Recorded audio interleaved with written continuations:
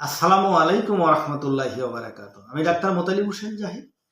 আজ আপনাদের সামনে আলোচনা করব হলো চিররোগ নিয়ে, বা যে রোগগুলো খুব সহজে ভালো হতে চায় না সেই রোগগুলো নিয়ে আলোচনা করার চেষ্টা করব। আশা করি সাথেই থাকবেন। এই চিররোগের চিকিৎসা করতে যেয়ে ডাক্তার হেনিম্যান আমাদেরকে কি পরামর্শ দিয়েছেন আসেন জেনে নিই।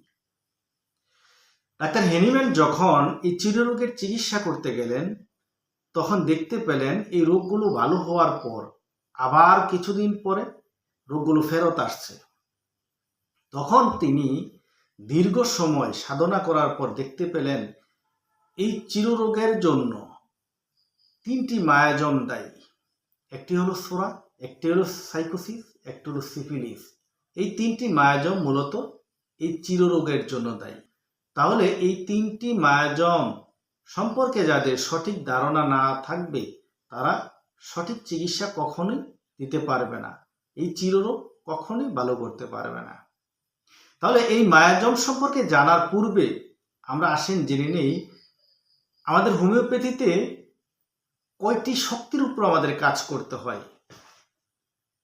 আমাদের হোমিওপ্যাথিতে ভালো চিকিৎসক হতে হলে তিনটি শক্তি সম্পর্কে ভালো জানতে হবে।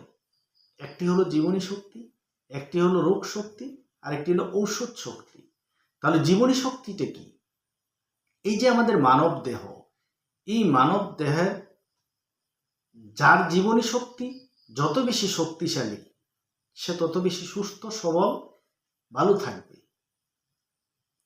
আর জীবনী শক্তি যাদের দুর্বল সে সবসময় কোনো না কোনো রোগে আক্রান্ত থাকবে। এর মানে তার রোগ শক্তি শক্তিশালী হয়ে যাবে। যার রোগ শক্তি শক্তিশালী হবে তার জীবনী শক্তি দুর্বল হয়ে যাবে। এই জন্য জীবনী শক্তি যার শক্তিশালী সে তত বেশি ভালো, তত বেশি সুস্থ সবল থাকবে। আরেকটি হলো ঔষধ শক্তি।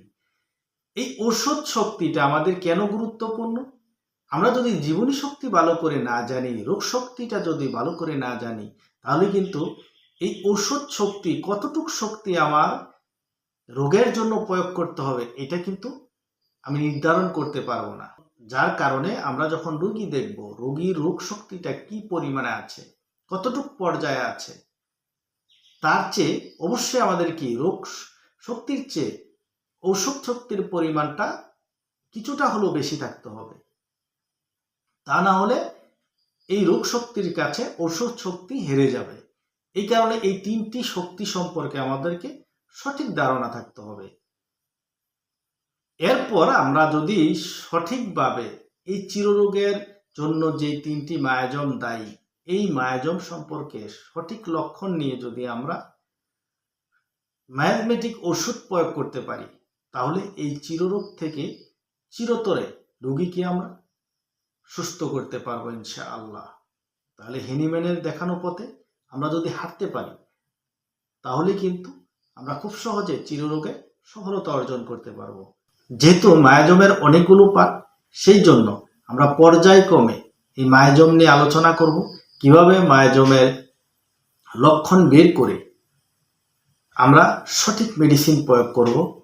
আমরা পার্ট বাই পার্ট ইনশাআল্লাহ আলোচনা করার চেষ্টা করব।